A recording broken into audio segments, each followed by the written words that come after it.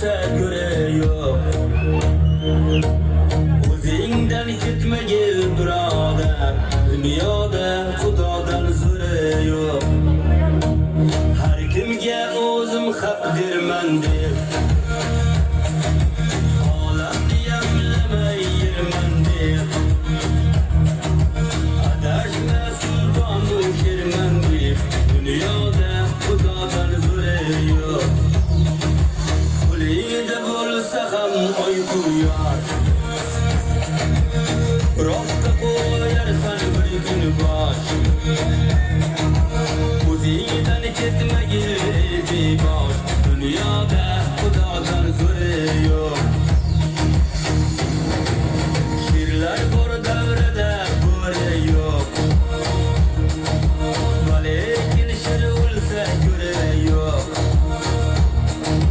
O'zingdan ketmagil birodar, dunyoda Xudodan zo'ri yo'q. Olamga dovruqing taratgan Alloh bir nazarin qaratgan. O'zi bir dunyoni yaratgan, dunyoda Xudodan zo'ri yo'q. Sizdan past tursa ham fazolar,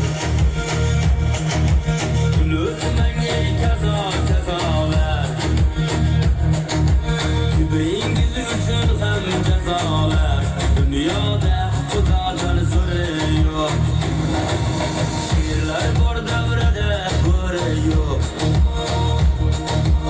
Lekin sher o'lsa go'ri yo'q.